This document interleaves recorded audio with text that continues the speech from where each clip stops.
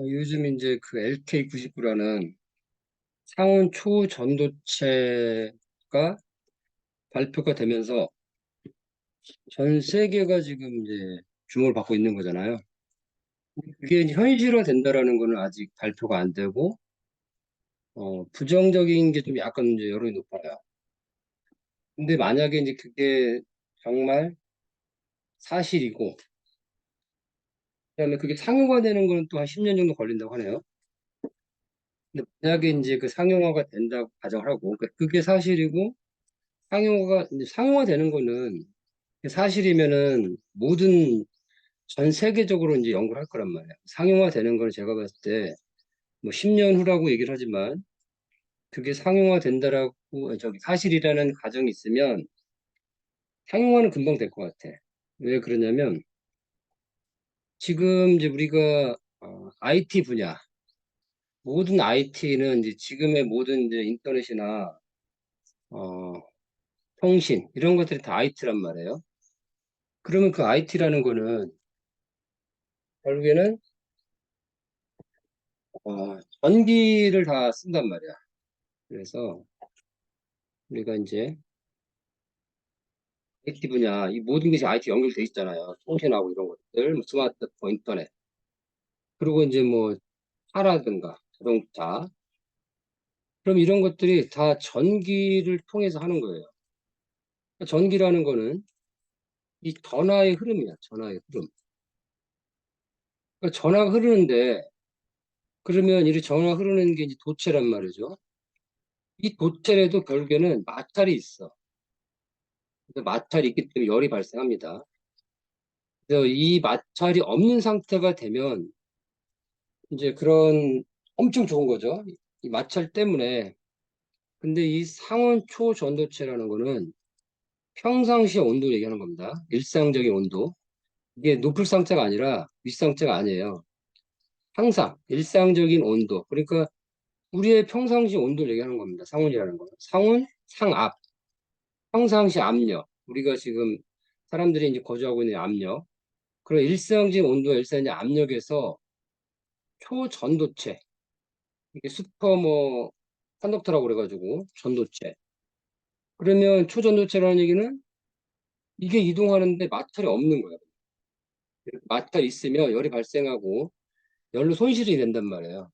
그럼 내가 투입된 에너지가 있으면 열로 손실되면 열은 정말 쓸데가 없어요. 열이 뭐 온도가 나는 거 가지고서 뭐 그거 가지고 뭐 방열하기 저기 그거 가지고 발열을 하면서 뜨겁게 하긴 하지만 일반적으로 열은 그냥 버리는 에너지입니다. 그래서 대부분의 열은 에너지 보존법칙에서 에너지는 투입되면 더 많은 에너지를 만들어내지 못합니다. 그럼 에너지가 보통은 마찰에 의해서 열로 발생을 하면서 열이 손실된단 말이야. 그러면 만약에 이게 발견이 되고 어, 그게 상용화 된다라고 하면 지금 우리나라는 땅덩어리도 작고 인구가 밀집돼 있고 그다음에 자원이 하나도 없다라는 자원은 뭐 이렇게 석유나 뭐 이런 거겠죠. 그런 자원이 없기 때문에 우리나라의 사람들 안 낳고 애기들 안 낳고 사교육비 무지하게 비싸고 부동산이 비싸기 때문에 결혼 안 하는 거잖아요. 그러니까 결혼을 안 하고 아기를 안 낳으니까 고령이 됐단 말이야. 그런데 만약에 이게 현실화가 되면 이 사람들이 아기를 낳게 돼 있어요. 왜냐면 결혼하는데 문제가 없는 거지. 자원이 필요 없고 이런 거로 인해서 산업이 발달하면 그 결혼을 하기 위해서 필요한 뭐 주택이라든가 또 사교육비 이런 것도 많이 준단 말이야. 그러니까 우리나라가 가장 혜택을 봐. 왜냐면 자원도 없고 교육열은 뛰어나지만 또 열심히 사는 끈기 이런 거는 우리나라만 하는 데가 없어요. 전 세계적으로. 전 세계적으로 우리나라처럼 끈기가 있고 열심히 살려고 하고 이런 나라가 없다고. 단지 자원이 없기 때문에 그리고 교육률도 가장 높아. 그렇기 때문에 만약 이게 현실화가 되면 우리나라가 가장 큰 혜택을 보는 거고 우리나라에서 발견했기 때문에 그렇기도 하지만 그 인간의 그 한국의 근면성이라든가 그러니까 한국의 그런 뭐라 그래요? 어, 옛날부터 내려오는 어떤 그런 게 있잖아, 그게.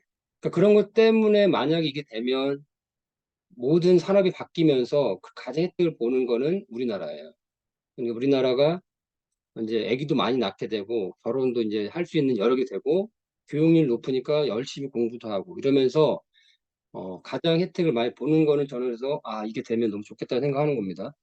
그래서 지금 요 평상시 온도하고 평상시 압력에서 이 마찰이 없으면서 에너지 보낼 수 있고 지금 제가 이 얘기를 왜 하냐면 지금 그런 얘기도 있지만 지금 인공지능 시대가 있죠. 인공지능. 우리가 지금 인공지능 공부를 한다는 거죠. AI. 이 AI의 가장 문제는 그 데이터를 엄청나게 학습을 해야 돼. 학습을 해야 많은 데이터를 가지고 빅데이터를 학습을 해야 정확한 그 정답을 맞춘단 말이야. 그럼 이 데이터 학습하기 위해서는 엄청난 데이터를 가져다가 때려 넣어야 돼. 어디에다가? GPU에 때려 넣습니다. GPU에다가. GPU 한도가 아니야. 엄청나게 많은 GPU에다가 얘를 데이터를 막 때려 넣고 학습을 시키는 거야. 몇 년간 학습시키고 막 이렇게 한단 말이에요. 그럼 문제는 이 학습을 시키기 위해서 GPU 돌리잖아. 이 전기를 엄청나게 써요. 그럼 전기를 많이 쓴다는 얘기는 열이 발생해. 열이 발생하니까 열을 냉각을 시켜야 돼. 그러니까 이 전기를 쓰면서 열이 발생하고 냉각시켜서 엄청나게 큰 에너지를 소모하는 거예요. 그러니까 지금 이 AI가 활성화 못 되는 거는 결국엔 에너지를 잡아먹는 거야, 그냥 하마같이. 근데 그런 에너지를 이렇게 큰 막 컴퓨터로 하지 않고 초전도체가 나오면서 모든 물질이 마찰이 없는 걸 활용해서 하게 되면 이런 전기가 덜 먹고 이 전기가 많이 나오는 환경이 문제가 되는 거죠. 환경이. 그래서 지금 이제 막 고온이 나오고 있는 것들이 에너지를 많이 쓰면서 열이 발생하고 이런 게 이제 뭐 그 온난화 현상이 생긴 거잖아요. 그런 것들이 때문에 지금 인공지능이 발전 못하는 거야. 전기세는 많이 들어가는데 효율은 떨어지는 상태란 말이야. 근데 이게 이제 하면 전기를 덜 먹고 효율이 올라가는 상태 된단 말이죠. 그럼 인공지능이 이제 완전히 이제 뜨는 거고 저희가 공부하는 거가 가장 큰 효과가 생길 거라는 게 지금 제가 생각하는 거예요. 그래서 인공지능이 막 급하게 급격히 증가하지 못하는 거는 이런 학습하기 위해서 GPU를 엄청 때려 넣어가지고 에너지를 먹으면 그 에너지 때문에 전기 들어가면 열이 발생하잖아. 열을 식혀야 되잖아. 이런 악순환 때문에 얘를 받지 못해요. 기업에 돈을 많이 넣고 싶어도 수단 비용 대비 효율이 떨어지는 상태란 말이에요. 근데 이 초전도체가 되면 이런 모든 게 다 해결이 되는 거예요. 해결이 되면 인공지능이 막 급속하게 발달할 거고 그러면서 우리나라는 자원이 없지만 우리나라 한국민의 그런 어떤 근면 성실함 때문에도 가장 혜택을 많이 볼 거고 그다음에 이제 아까 영상 봤는데 한국어 얘기를 하더라고요. 우리나라가 이 한국어를 초거대 AI를 만들었을 때 그러면 얘가 글로벌 내수 시장을 살린다고 했어.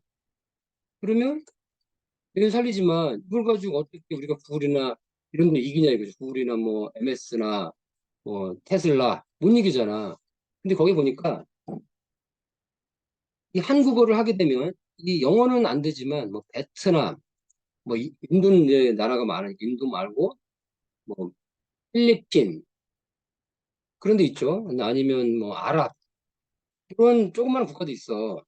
그런 언어에다가 딱 적용할 수 있는 거야.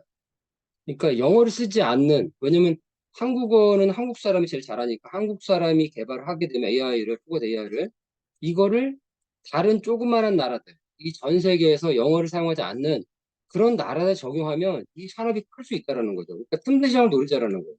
그게 되게 일리가 있는 것 같아요. 내가 한국어를 가지고 초과 A 한다고 그래서 여기만 해서 얼마나 이게 시장성이 있긴 했는데 요거를 그 어느 특화된 데이터를 가지고 하게 되면 여기서 기술력을 더 적용하면 먹고 살 수 있다라는 게 이제 조금 합리적인 것 같습니다. 되게 좋은 희망적인데 만약 그게 사실이 아니면 이제 다른 얘기죠. 사실을 바랄 뿐입니다.